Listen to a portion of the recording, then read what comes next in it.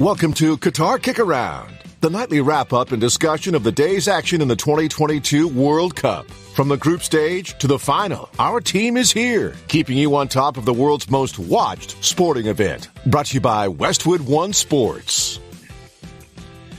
Howdy-ho, and welcome to Matchday 13 of Qatar KickAround, our nightly wrap-up show of all of the action at the 2022 World Cup. Hi, I'm Peter.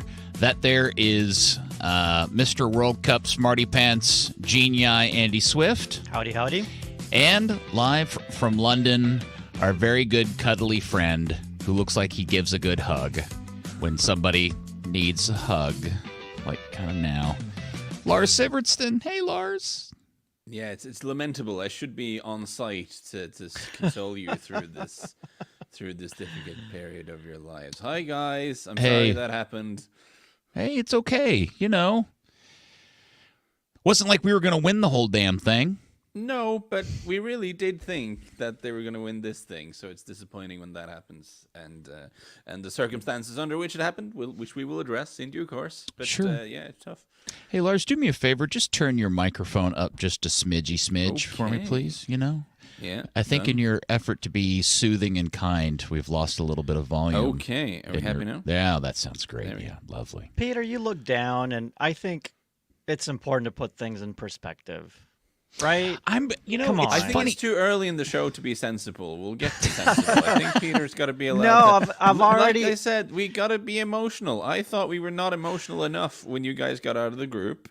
I feel like we played that wrong. We should have been even more emotional and less realistic.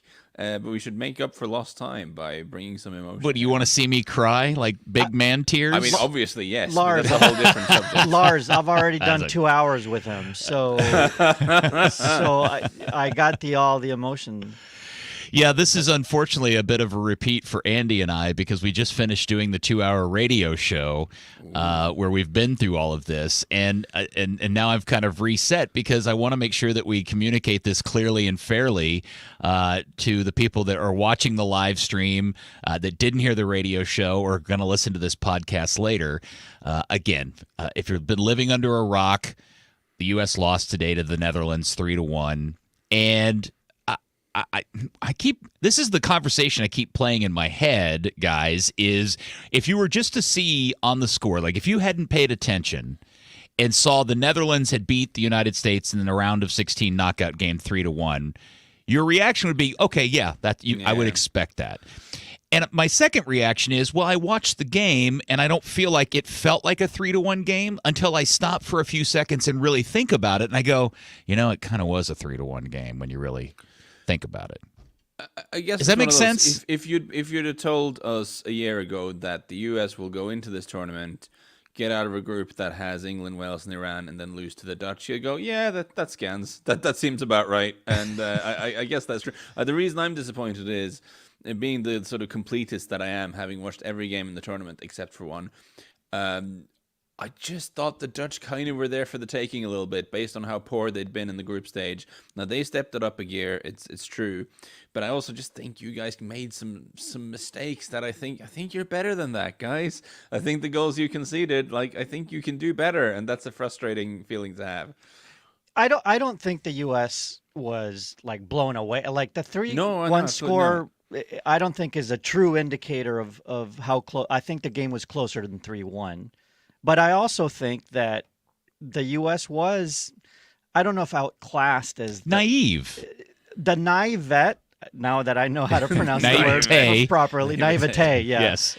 And fatigue, and we've talked about this. I think those played a part in that poor defending that you're talking about, because ultimately they had 3 goals, the Netherlands did, but it was the 3 opportunities they had, and they just put all of them away. It wasn't like the U.S. was porous in the back. And the U.S., I think, had more issues connecting and playing through the lines and overcoming a very smart and tactically astute Dutch team. That's really where the U.S. had issues. I agree that was a problem, and we will analyze that in detail. I would just still say, I don't even want to call it naivety because, like, Tyler Adams knows that he has to track Memphis Depay when he knows that run. Sergiño Dest knows that when the guy comes inside from the wing back, he has to go with them because they could. Like, they know this stuff, right? Yeah, no, that's to me fatigue, because fatigue is both physical possibly, and mental, Mm-hmm. right? And Tyler Adams has been brilliant over the first 3 games, and hardly a Sergiño Dest has mistake. been fantastic. Right, and Very for good. Adams to see the guy get past him, he's thinking, and it's just slow like the mind slows. It's a split second of not immediately realizing, oh my god, this is super bad. I have to sprint to get to this guy. Right. I think what really what breaks my heart is the 3 goals they gave up. One is tied to Tyler's error, one is tied to Dest's error, and the other one is tied to Robinson's error.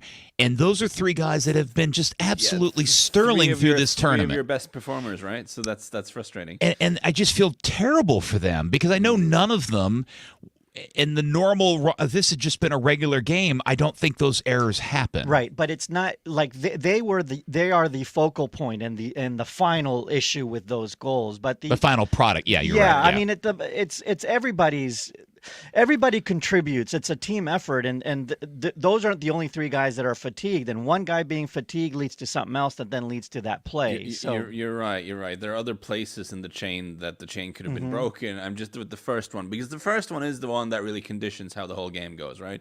Because you get a game state. Like, maybe they would have done this anyway, but you end up with a game state where the Dutch can just sit back and say, go on, US, break us open, right? Because you concede a goal after 10 minutes. And that goal is so avoidable because, like, pretty much your best player in the tournament for a second decides to not do the thing that he absolutely has to do. And he's done for the previous 3 games in 10 minutes. There's one thing you're worried about when you're looking at this lineup. The one thing you have to know is that, you need to know where Memphis Depay is. But if the first goal sets the tempo for everything, then we rewind to minute 3. And Pulisic's miss sets the tone then, because if they score there, blah, blah, blah, right? We really, I would love to spend a minute talking about those first 10 minutes before the Dutch take over and begin that 20-pass sequence, because the U.S. came out, they were forward, they were on the front foot. Yeah. They were playing very well. Now, again, I'm also going to live in the world that the Dutch were somewhat living in were putting themselves in a tactical situation. Right. But the U.S. did put themselves, I mean, they were playing well, right? And they were feeling like a team in the first minutes that was going to score. And again, we've talked a lot about Pulisic being that guy that lives up to those minutes. And yes, he had one against Iran a few days ago, but here's the next opportunity. And man, that was, I think, an easier opportunity than the one that he had against Iran, and he choked it. He didn't hit it wide enough, and that's frustrating to me too. Because to your point, if the U.S. goes up 1-0 in the 3rd minute, things are very, very different for both teams. Yeah. Now, what is the difference between Pulisic not putting his away and Depay putting his away? And that some of it is experience in that moment, like opening up the foot, right? Like that's somebody you were reading. Somebody described it that way. Yeah. Will Parchment said the difference in this game is Pulisic not opening his foot and Depay opening his foot. Yeah. But it is. And it's, again, we're frustrated that Tyler Adams doesn't do the thing that Tyler Adams does. I mean, if there's one player on the team you want that chance to fall to, it probably is Pulisic, right? Yeah. And it just doesn't happen. And it is a tournament. The World Cup is a tournament of moments, and those did not go the right way. So I do want to spend a minute talking about the Dutch goal, because as much as we talk about Tyler's issue in there, because Tyler having to chase Depay back actually starts a few seconds before, when Tyler tries to tackle the ball at midfield and gets turned. But even before then, that whole sequence, and if you have a chance to go back and find it somewhere, and watch the entire sequence of the Dutch, because it starts with Virgil van Dijk passing the ball back to, please tell me the goalkeeper's name again, Lars? Noppert. And then from there on, the Dutch go on a 20-pass sequence, and Andy and I went back and looked at it. Every single Dutch field player and the goalkeeper touches the ball at least once throughout this complete cycle. But to your point, Lars, it's that 3 or 4 touch little Yeah. sequence in the middle of the field where they completely undo the United States that creates all the havoc. Which and is a better beautiful passage, sequence. better passage than anything they've done in the tournament so far. So they woke up a little bit there, the Dutch, and that is the kind of move I guess they were hoping to put together. Yeah. And it's frustrating. Tyler gets turned. McKennie's out of position for the next pass. The ball goes forward. Anthony doesn't go out to cover the crossing player. It fails to block the cross. Tyler doesn't mark Depay, and there we are, 1-0. And also, the fact that they didn't do it in the first round, I mean, it doesn't matter. This is a team that can do it, and if they have to, will do it. Mm-hmm. And they did it. And I mean, it's very The Dutch Dutch, you of mean. them. Yeah, Yes, yeah. very Dutch of them to have that kind of sequence to then lead to a goal. Can I just also throw out one, because we're going to go into the Dutch tactics, I believe. Just as a very basic thing, Denzel Dumfries, the right wing back, 2 assists and 1 goal. Daley Blind, the left wing back, 1 assist and 1 goal. I mean, everything came from the wing backs aside from the Depay finish, and that sort of wing back system, they kept finding space on the outside. No one managed to fully adjust to that. Yeah, Louis van Gaal in the day before the game was very complimentary of Berhalter and talking about what a good, organized, well-coached, managed team this appears to be. But being in the very Dutch style was equally straightforward in his post-game comment, where he essentially said, look, they just never adjusted to what we were doing. We built our entire game plan around attacking their flanks, both in terms of cutting their flanks off and attacking us, and also attacking their flanks in transition. And that's really what won the game for the Dutch today. And Lars, you can talk about this, but really the strategic and tactical adjustment that Van Gaal made with his strikers is really what hurt the United States the most going forward. Yeah, it's a slightly tricky subject for the radio because it's an oral medium, but not a visual or written one. But the way it works when you have wingbacks and you do actually manage to push them high up the field when you attack, is that you just very often end up with the wingback on one flank as a spare man. When people pick up players and pick up markers, the wingback ends up out wide with a lot of space. It's something that we see very often when teams execute that successfully, and that most obviously happened for the Dumfries goal, the third goal, but it happened a few other times as well. But in terms of what the Dutch were doing outside of possession, that I thought was super interesting, because that's when the positioning of Gakpo and Depay was quite something, because they were ostensibly playing as strikers, the two. But they positioned themselves very wide and made very little effort really to put pressure on Zimmerman and Ream. Instead, they sort of hovered between your center halves and your fullbacks and to just sort of cut off that passing option, which meant that when they were trying to build from the back, your center halves, they only really had one choice, which was to go forward into the midfield, where the Dutch had matched you man for man and just made it really hard for you to play out. So they kept sort of funneling your passes in the build-up phase into the middle, which is dangerous to begin with because it's such a dangerous place to lose the ball in terms of turnovers, but also they matched you in a way that made it very hard to keep to play on from there. Yeah, and so by playing wide like that too and expanding the field, which the Dutch do really well, it also affect your ability to also attack from. I mean, we were talking about how Robinson and Dest were just going to bomb through. But particularly on the U.S. left side, it kind of affected their ability to do that effectively too, because you are having to also watch your back, right? Yeah, absolutely. I would make the argument, and again, I've only watched the game the one time, and I'm going to go back and watch it again. I have a feeling, though, Lars, I'm going to go back and get frustrated by the fact that there were opportunities, even though the ball was being funneled through the middle. Musa and McKennie had opportunities and did successfully turn their marks and get an attack started. But then, typical for the United States, this is the one thing they're just not good at, is creating opportunities, breaking down, and getting that final pass in. They didn't, they were getting the middle part of it right a lot of the times, but it was the next phase, getting into that last third, that I think continues to be a bit of a problem for this team. I think early on, you were talking about they were playing really well early on. I still think that the touches were not particularly good. The lanes were close. I mean, the Netherlands were so good about cutting the passing lanes, and it forced the U.S. to make bad decisions or force passes into turnovers, and then you now got to win repossession back. And it just, to me, the Dutch, even though the U.S. had possession, the Dutch were very calm on defense, and they weren't. You guys had possession in worried. areas of the field they were happy with for you to have possession. Exactly basically, right. yeah. That's exactly Yeah. right. I do think, and Lars, would you agree with me that the idea that the Dutch would come into this game essentially sitting back and just being happy to defend and let the United States keep the ball wasn't exactly the game plan or the way that I don't think any of us thought this game was going to play out? No, I didn't think so. It's possible I was just wrong, and that they would have done that anyway. Because Van Gaal, that is one of the intriguing things about Van Gaal as a Holland coach, going back to when he had them in 2014 in the World Cup then as well, is that he's been a slightly different coach to what he is as a club coach. As a club coach, Van Gaal is always very possession focused. As you'll remember from Man United, way too possession focused. And it it was awful to watch. Whereas actually, in charge of Holland, it seems as if he's a normally dogmatic coach has realized that, these are imperfect Dutch generations he's been in charge of. So he's had to sort of adjust his approach a little bit.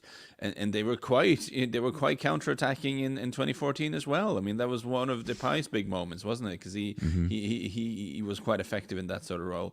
And yeah, maybe they would have done this anyway, but they weren't really trying to do this sort of thing in any of the games in the group stage. They were trying to keep possession much more. I mean, the first game, I keep going back to this weird team selection for the first game, where you have Steven Berghuis and Frenkie de Jong in midfield, who are both attacking midfielders. Really, none of them are ball winners, and you had Gakpo as a number 10 and two forwards. So that's a team you set up if you expect to have 60-70% possession. So I don't know. It's possible that they just kind of adjusted because they were 1-0 up and they could do this. But, the way when Van Gaal mentions it the way he does, it does seem like this they'd sussed out how the U.S. were going to play and adjusted their tactics accordingly. Well, I think we expected a lot of teams to kind of figure things out through their first few games of this World Cup because there wasn't a lot of preparation time, and the Dutch were doing that. And when you have quality, when you have depth, and you have a very talented roster like the Netherlands has, you can afford to do that in the group stage, especially them. At the end of the day, that group wasn't that difficult. Senegal ended up being a very good team, Ecuador as well. But the benefit of that group was that Qatar was a pub league team. And if they could just be better than either Ecuador, they ended up being better than both. But if they could be better than either one of them, they were going to be fine. And that was a luxury afforded to a team like the Netherlands. Yeah. It's not a luxury afforded to a team like the U.S., for example, right? The U.S. just has to do what they need to do to get out of group play. Right. The Netherlands could tinker and still get out of group play, and that benefited them today. It did. And I think at the end of the day, before we go to break, this really did come down to a circumstance of experience. The U.S.'s lack of experience, and also, and this is where we can get into a debate, which is the issue of gas, players being exhausted. But why are they exhausted? Are they exhausted because Berhalter doesn't have enough depth, or does Berhalter did not choose to use the depth that he has? I get that's a whole different debate. But it was clear very early into the game that they were just tired. Just to Andy's point, first touch errors, passing errors, just mental, physical errors that are very common. That were just on display. Everybody looked a step slow too, and I thought that was I agree. really obvious. So it was. Look, it's disappointing. But again, losing to the Dutch there's no shame in that. Teams have been losing to the Netherlands for a very, very long time. But it just is frustrating because I just had this sense that this one was there for the taking if they could just screw another really fantastic performance together. But it didn't happen as the U.S. lose to the Netherlands 3-1. All right, we'll take a break. We'll come back. We'll get more into the game. I want to talk about Berhalter. I want to talk about the starting 11. I kind of want to get into the mystery of Giovanni Reyna and all that kind of stuff. So we'll do that coming up here next on the part 2 of Qatar KickAround.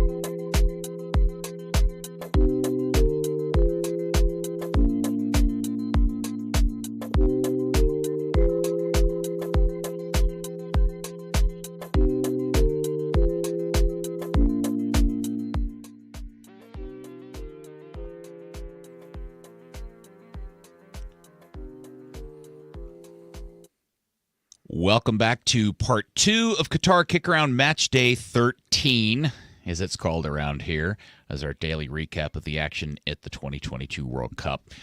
All right, Lars, one of the things that Andy and I have talked a lot about,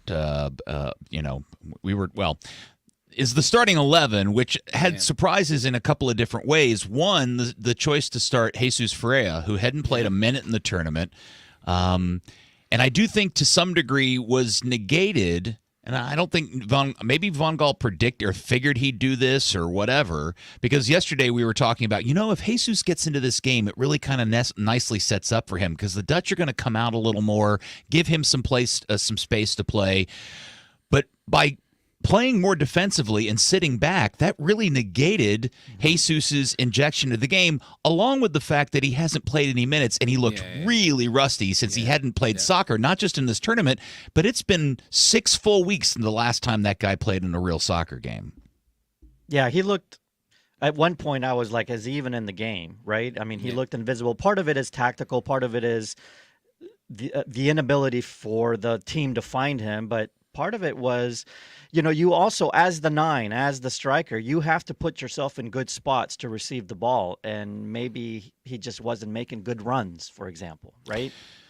I watched, and, he didn't do a lot of coming back deep early. But then as the game went, as the first half wore on, he started to come back deeper and deeper to find the ball. And I, that actually helped in some ways, but also hurts in others. It just wasn't his game, and I felt really bad for him because he's a really nice player. But rust, not getting time, it should have been a tactically bad game for him. A whole lot of things, and people are going to crap on him, and I just don't think it's a fair judgment. No, and one of the questions we had, and it's very easy to second guess and look back in hindsight and question and all that, but is, would they have been better off sticking Weah as the striker, as the 9 in the middle, and Gio Reyna out wide? Right. Yeah, but I did think Reyna, we were talking about players looking rusty. Also, I think that 45 minutes from Reyna answered a lot of our questions about why he hasn't been playing more. I'm glad you say that. Because if there is a flashpoint in U.S. soccer social media hellhole, it is the Giovanni Reyna topic, which is why didn't he play more in this tournament? And in the 7 minutes he played against England and the 45 minutes that he played today, to Lars's point, it's either one of two things. It's either A, that he's not 100%, right? And there's an injury thing going on there that everybody recognizes. Or it's B, and this is worse. He is 100%, and that's just how he was choosing to play in this particular tournament, and that isn't going to cut it in terms of effort and kind of attitude in the game. And that bothers me a little bit. There was a little bit of running around in circles, too, which sometimes you get caught doing. Like if you play the game, sometimes you find yourself running around in circles, not finding the ball, and it's a little bit of a disconnect with your teammates, too. I don't know if Berhalter was seeing that in training, too, maybe. Well, that's always whenever there are schisms in sort of social media and their assessments of certain players. I feel like the point that's not often made, maybe because it's a really boring point, but it's sometimes worth making, is the coaching staff see these guys in training every day. Absolutely. If they're making a decision that makes zero sense to you, maybe that is a factor. You know what I'm saying? They do know a thing or two about the sport. Yeah, we make that point all the time that we are not privy to daily training sessions. There's so much that happens, in league play Monday through Friday before the weekend, right? That we're not privy to. So when Giovanni Reyna, I did think. Sorry, just lastly on that. Yeah, Reyna didn't look up for it, and also when we had Reyna, Pulisic, and Brendan Aronson all on the field at the same time, that was a bit chaotic to me. You had 3 guys who all kind of wanted to get on the ball and maybe try to do a dribble and you just didn't have enough people moving off the ball ahead of them in advanced positions then. Yeah, when Reyna tries to dribble through 3 guys and loses the ball, and then he immediately kind of just throws his hands up in the air and stops while the Dutch are running the other way. That's the kind of thing that I think Berhalter sees in training and goes, guys, I just can't afford to have that. Was that the first touch you were talking? I didn't see the first touch. No, his first touch in the game was a turnover. Like he immediately came back to receive a ball, and it was kind of a donkey touch, and he played it right to a Dutch player. It didn't turn into anything, but I thought it was interesting that people were bagging on Jesus for coming out and turning the ball over. But when Giovanni Reyna does it, it's a different story. And again, I think, Lars, there's a whole lot of reality. It's kind of like the Occam razor theory, which is it's the most the real answer is the most obvious and simple answer, which is maybe Jesus and Gio in training just weren't in very good form. One because he's trying to work back from injury, and one because he hasn't played in almost 2 months. Well, with Jesus, there are understandable tactical reasons, though. I mean, into the industry of Josh Sargent, as much as we get frustrated with his touch and maybe his failings as a finisher, whatever. When you take him out of the side, you do miss having a striker who runs as much as he does and does as much defensive work as he does. I thought that was missed today a little bit. Well, I would argue that Jesus does all of those things too. He's not as big a guy, so he's not as physical as Sargent, but he will hustle and press and do all that work. But I would also, it was less relevant today, I suppose. Yes, but I would also argue that I thought, and I feel bad because we didn't really talk about this after the Iran game. I thought Sargent was fantastic in the Iran game. Yeah. I would. My guess is, had he not had an ankle injury and been available, he probably would have started this game. Yeah. So if we're talking about starting lineups and lineups in general, let's talk about the midfield because they were very good this tournament. Adams, Musa, and McKinney, but wear and tear and the fatigue that we talk about and the minutes on those legs did catch up finally. So if you're Berhalter, or if you're not Berhalter and you're a Berhalter or the coach wannabe, what would you have done differently to ensure that they didn't get to the – because I expected them to tire out, but not until like maybe the 65th minute of today's match. They already were showing signs of fatigue earlier than that. If you're Berhalter, what would you have done? What could you have done to get out of group play and keep those guys a little bit more rested? Yeah, so this is the problem with not winning your first game. It's not getting those 3 points against Wales meant that you had to not get smashed by the US and you had to win against Iran, and that just made rotation super difficult. Right. Because at the end of the day, there's no point like risking qualification from the group to try to keep fresh for a fictional round of 16 game. Like that would be silly. Right, but so that you have also to just try to get it done. Absolutely, but that's my point is you don't have the depth and you have to do that. If you're Argentina or Spain in 2010, all those countries that lose their first game and then win it, it's because they have depth and they can do that. Yeah, when the 11 came out and after calming down for a second from seeing Ferreira in the 11, just realizing that Musa, McKennie, and Adams were starting again. Adams on maximum minutes and Musa and McKennie on relatively maximum minutes. That really worried me, and maybe I shouldn't have been surprised to see how tired they look, how quickly they looked spent. Yeah, it's 4 games and what was it, 14 days? The first game was on the 21st, so. Yeah. So 21st to the 30th plus 3. 12 days. Yeah. Well, here's the point. And Andy, you being the permutations king, you might strike me down in fury if I'm wrong about this. And I will. Yeah. But this is something that this is brought up by one of our commenters, actually, the ever vigilant Uncle Lars, is that actually the England result was pointless. And I think the thing is because let me just finish and you can tell me why I'm wrong. No. Because Iran beat Wales, even if you had lost 6-0 to the US, you could still to the English, you mean? Yeah, to the English. You could still pretty much rely on England to beat Wales in the last game, and so beating Iran would have had to happen anyway. So there's a case to be made that you could have basically sacrificed that game. Yeah, no, we agree. We don't disagree with that at all. That was something we talked about on the radio show earlier today because somebody had brought it up to me, which is in hindsight, in 2020 hindsight, rotating players against England because you could sacrifice that game. Now, in retrospect, the alternative argument to that is there is long-term value to the perspective or the memories of this tournament that'll work in the United States' favor in being able to say they stood up and gamed against England. Yeah. Particularly for those guys and their confidence. Yes. And there's one more counter to that, and that is if you do get the result against England, you then can rotate and rest guys against Iran. Yeah, that was the disappointment, which is they didn't really go for it against Right, England. They kind of just went in the right, middle. and that's what you don't want. You either go for it, and then if you lose, or you rotate.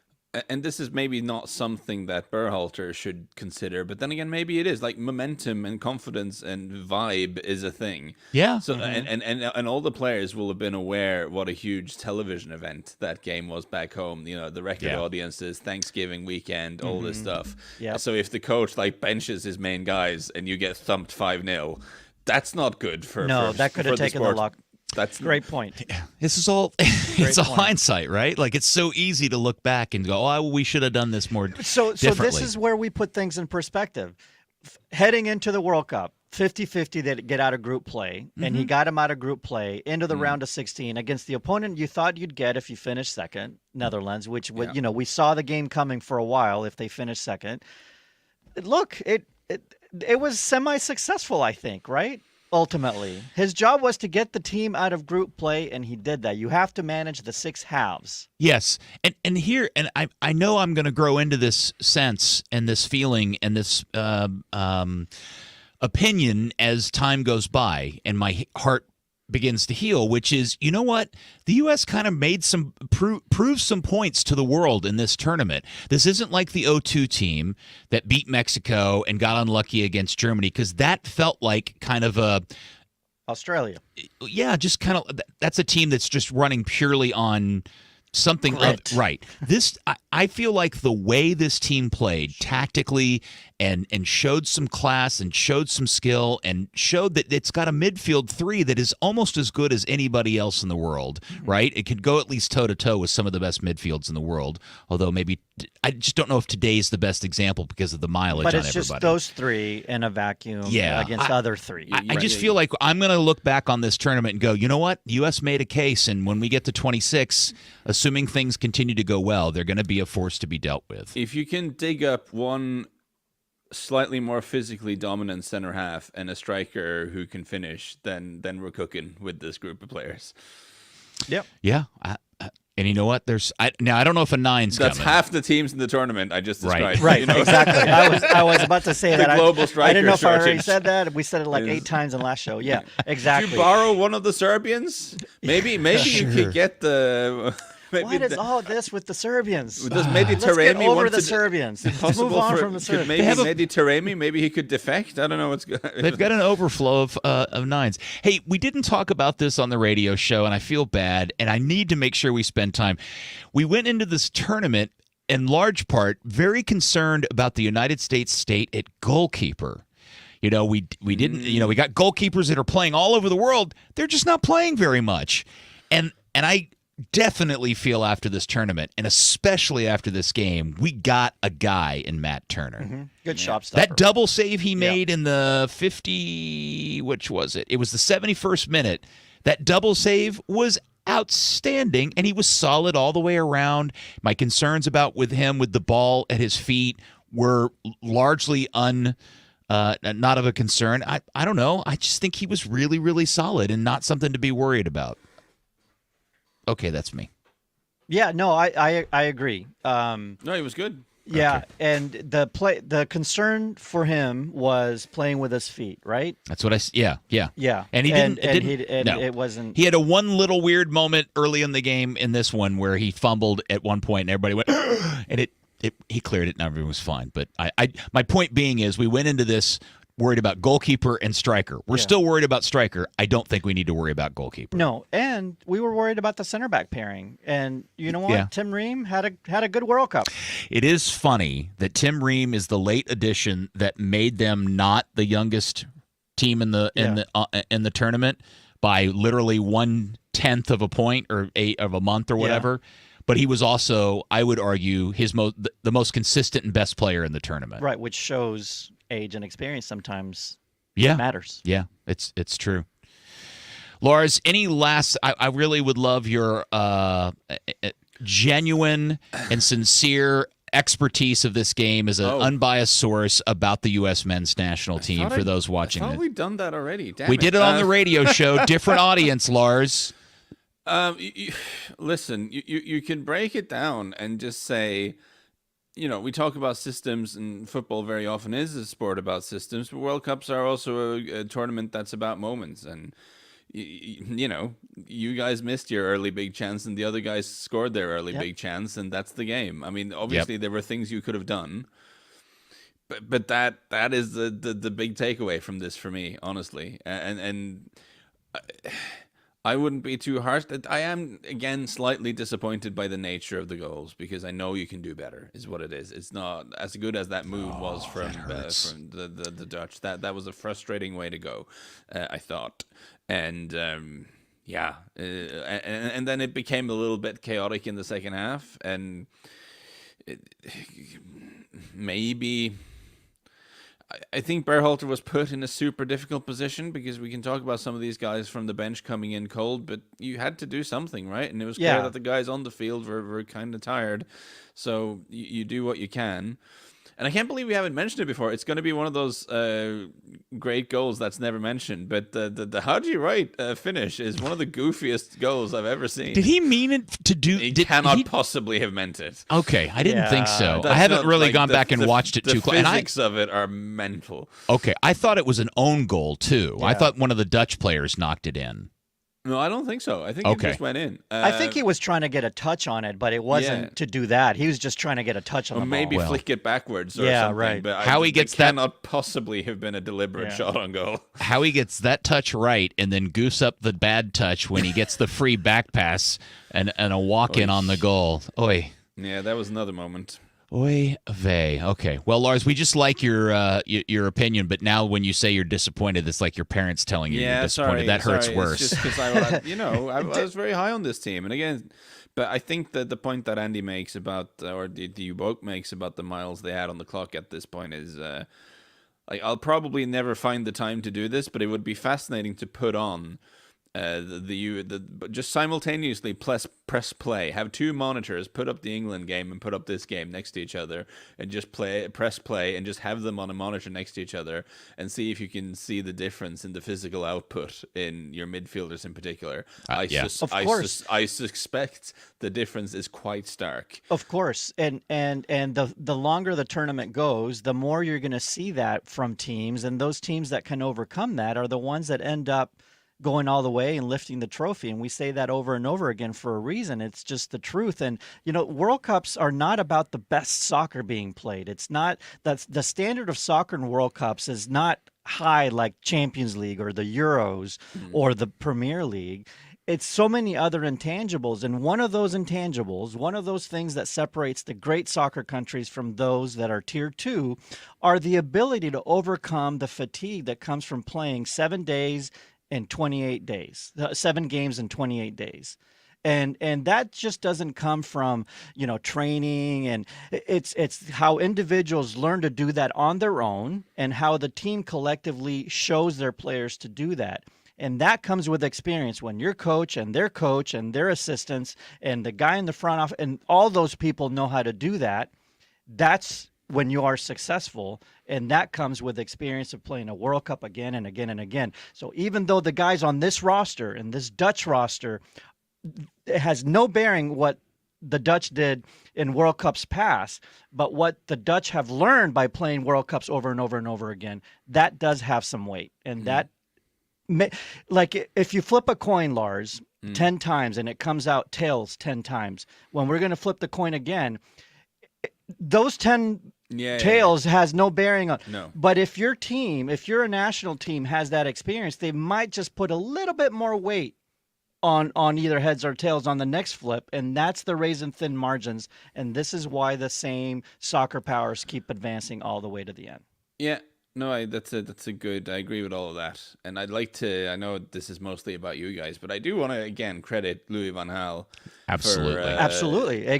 That's an old master, who's been in charge of Ajax, been in charge of Barcelona, been in charge of Bayern Munich, been in charge of Man United. He's been there, he's done that, and it's fascinating because he was always super dogmatic and had his style and would refuse to budge at all. But in his dotage, in his old age, he's in charge of his country for the third time, and realizes that I don't have the players to do what I want to do. So I'm just going to have to try to think of a plan that these guys can execute.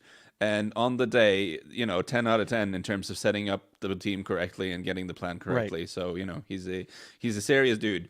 Those guys, he doesn't have the players that have the talent, but he has players that have the soccer acumen. So if you put that's also true. a plan in place where your guys with soccer acumen, and not that our guys don't have soccer acumen, but you know what I'm saying. Sure. There's degrees of soccer acumen.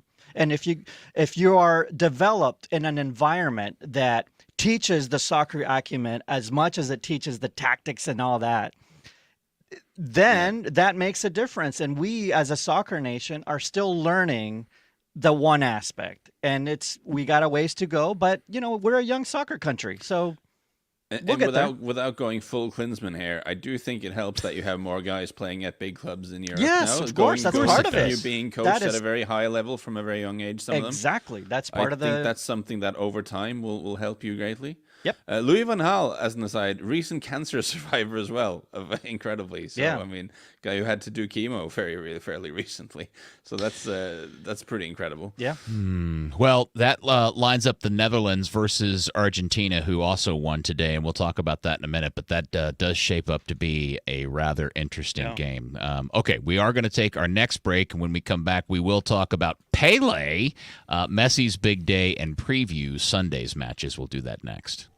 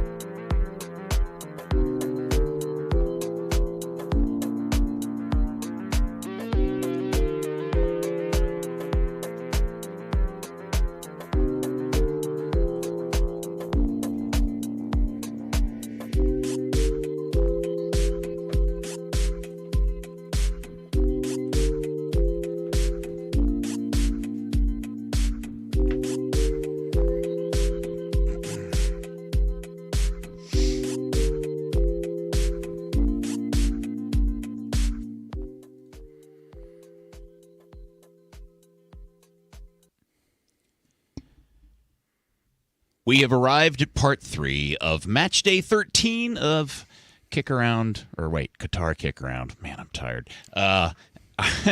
And this will be our final segment of the day. Your soul has departed. I know. It's tough. It's weird. You have all this emotional investment in something, and it doesn't go your way, and then you find out you got to go talk about it for 4 hours. Yeah. Hey, I asked for this problem, so I shouldn't feel sorry. Nobody feels sorry for me, damn it. You're Peter Soccer Nerd Whelpton. That's right. Look at me power like through. We didn't live in the moment enough when you got out of the group. We were too sensible and sort of you celebrated more. I hope you celebrated off air. I did. I was jumping up and down when they scored the goal, and I thought, hey man, they're within a goal. They can actually do this. I thought, man, wouldn't that be amazing if they pulled that off? Yeah, absolutely. We've been very mopey today, and that's how it should be, right? But we weren't. Whatever. Let's move on. The other thing, just real quick. So the other news that has been happening during the day today is the news that Pele, the greatest of all time, as we know, I think everybody was relatively aware of the fact he's been battling colon cancer. And I guess what we found out today is that his situation has progressed to the point where they've put him in hospice, day-to-day care. Now, he's tweeted out a message, or somebody tweeted a message out for him. He's being brave, and he appreciates the love, and don't worry about him. Just watch Brazil play in the World Cup kind of message, right? Which is classic Pele. Right. there's a lot of things I would say. I mean, if that in fact is what's getting ready to happen, that's going to make a lot of us very emotional because Pele was kind of our entry point for a lot of people into this game. Watching him in victory at the movie showing the other day, and the documentary we watched about him, I think it was this year or last year, all great stuff. So our best thoughts to him and his family.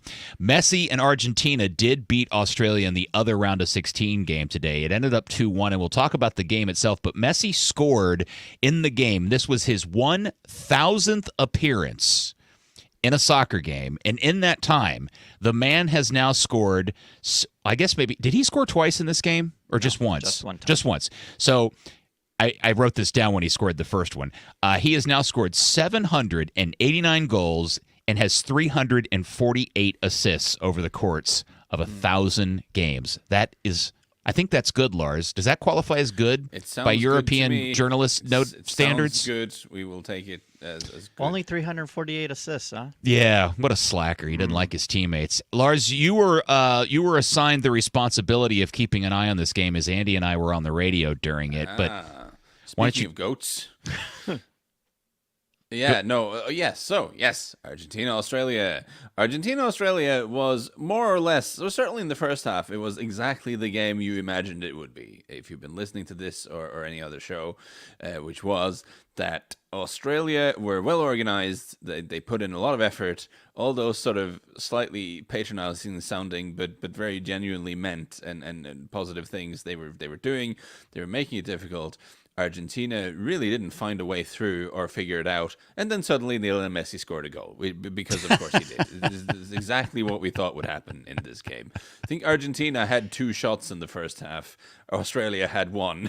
Not much happened in that first half.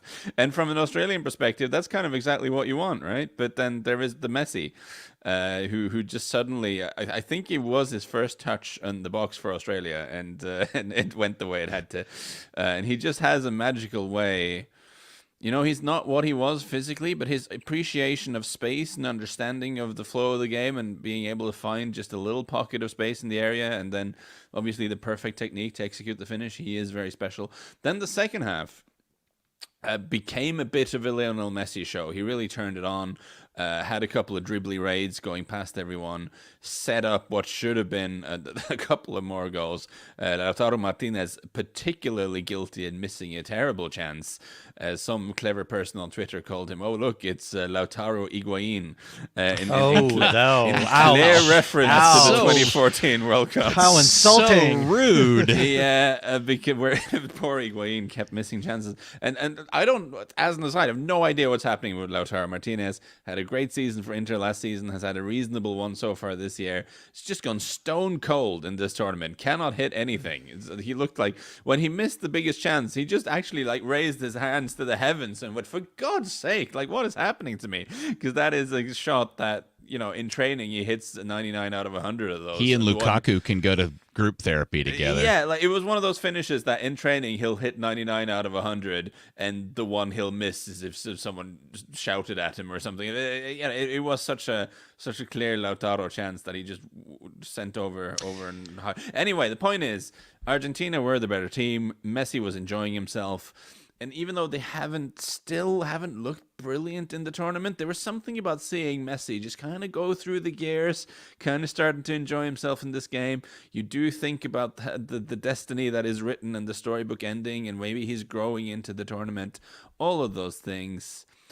But then, in the 77th minute, a very hopeful shot from Australia. I believe it was who was it actually? I forget now. It was one of the Australian players who had Fernandez.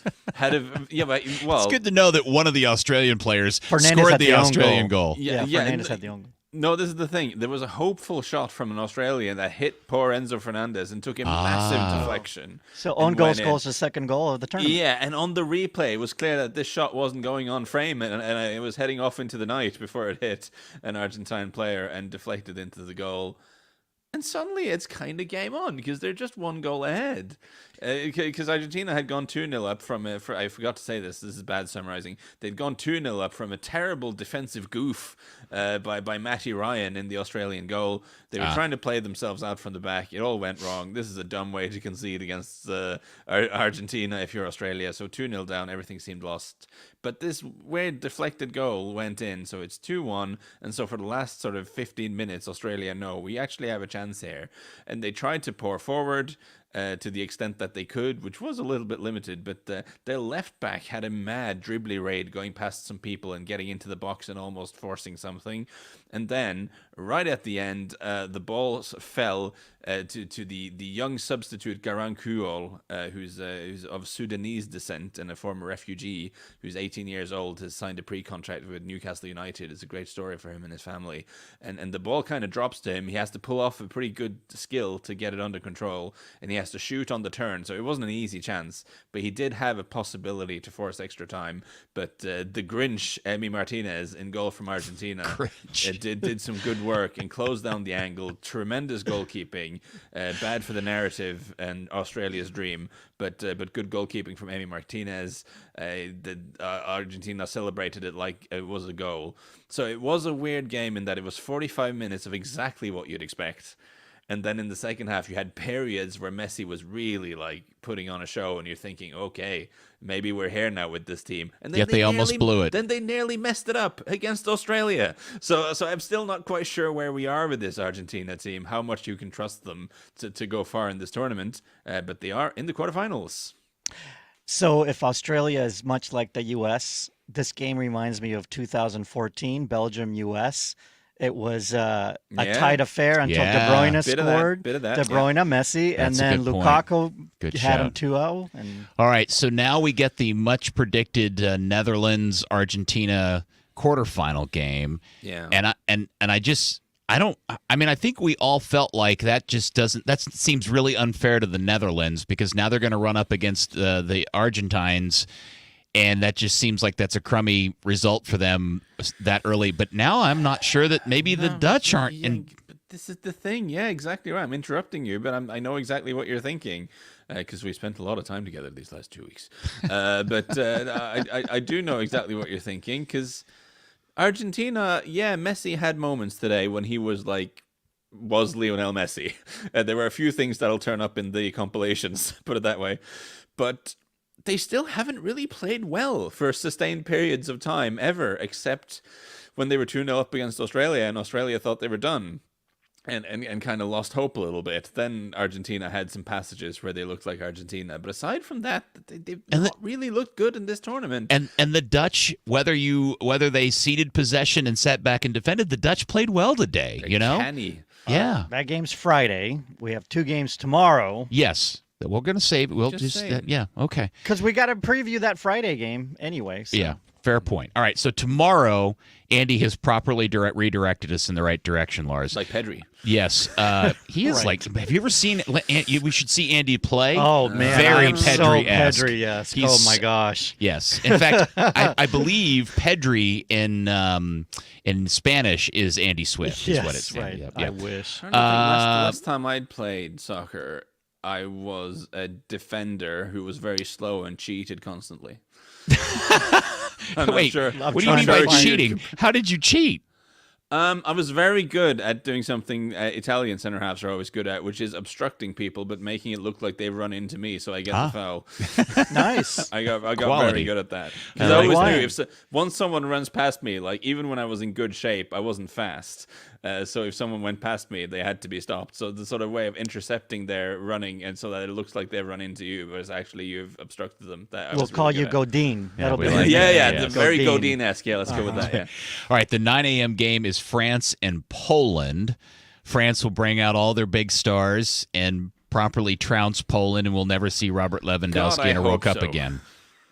Yeah, man. This is, I don't know if it's fair. I was calling Poland the anti-football earlier in the tournament, but I don't know if that's fair or not. But, man, I don't want to see them continue. Sorry, Polish just- fans that might but be it's listening to not- the show, but we just want a good spectacle, right, Lars? Yeah, no, listen, I've nothing against Polish people. I know, in fact, know some Polish people. Some of my friends are Polish. I like your I like Famous your line. food. I regularly go to the Polish shop and to buy groceries. I like the Poles, but it's not the first tournament this has happened. It's like the third tournament at least. I feel like I'm looking at this team and it's just something heavy and slow and just not fun to watch, guys. Particularly gruesome against Argentina, but that's maybe forgivable.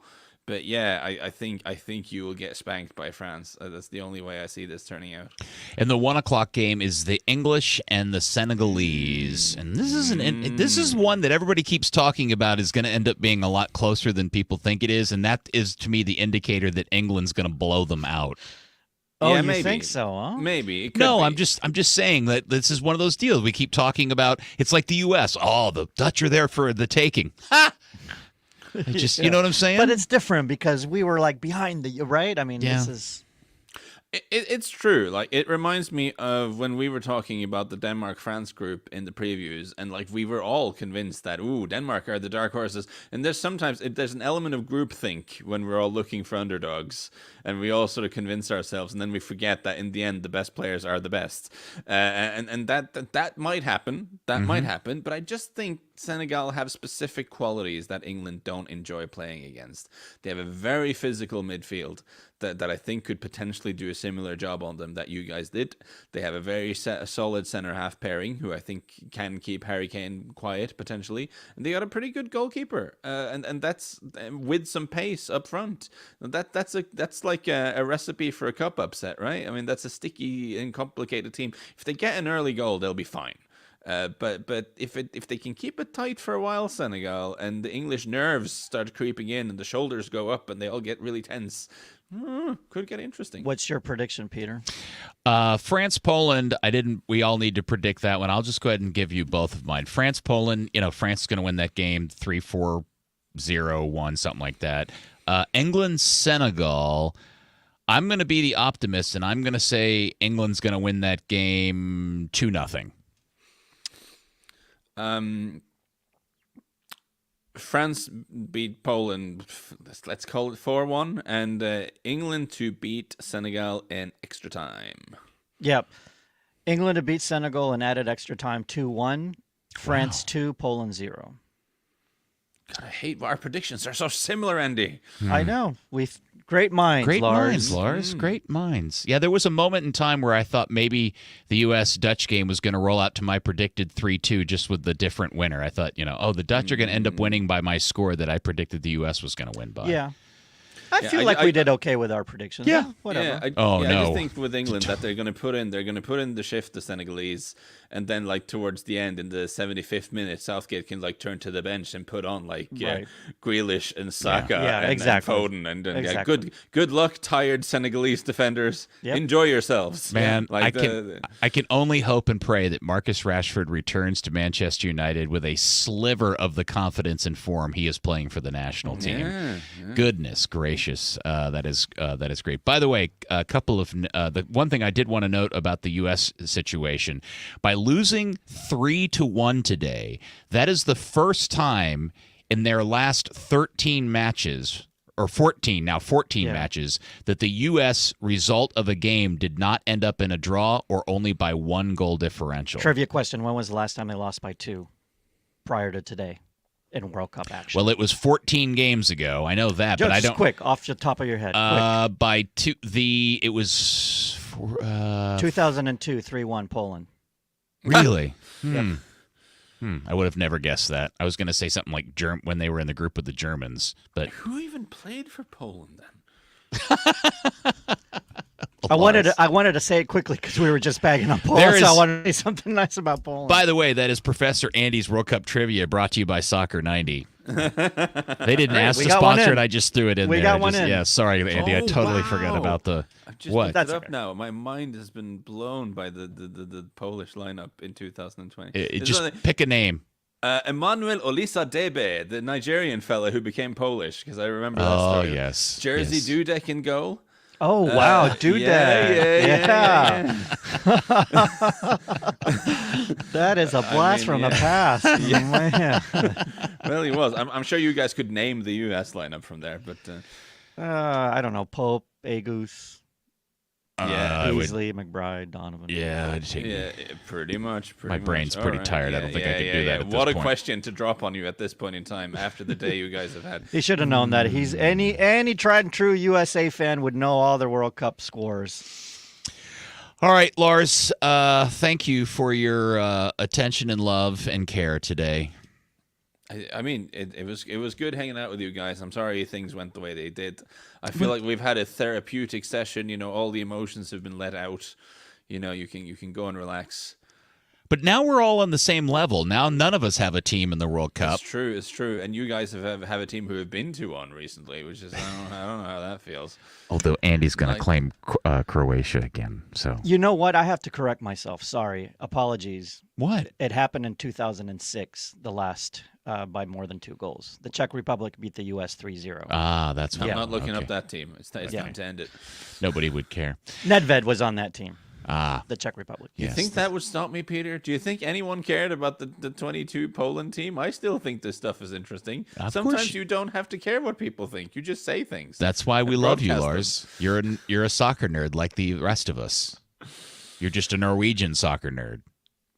That is what I am. And I mean, that has been depressing for a couple of decades, but we have the big man now. We just need to grow a team around him. We just need other players to be good. And next time. For sure. All right, there'll Lars. be more teams qualifying. Surely we can get it there. Oh, Sure. Well, yeah, with 48 teams, there's no way Norway's not participating in the World Cup here in the United States in there are 3.5 many years. ways. Here's my which we can preview end of up Norway 2026. Player to watch, Holland. Oh, nice, Andy. Take that one. Remember this one. Andy is a remember the name. soothsayer, for sure. All right, Lars, thanks. Great. Have a great night, and we will speak to you again tomorrow. Thanks. Looking forward to it, guys. Andy, thank you, my good friend. Thank you for being my soccer talking BFF, and thank you to those watching the live stream and listening to the podcast. We'll be back tomorrow for Matchday 14. Get stuck in and win your 50s.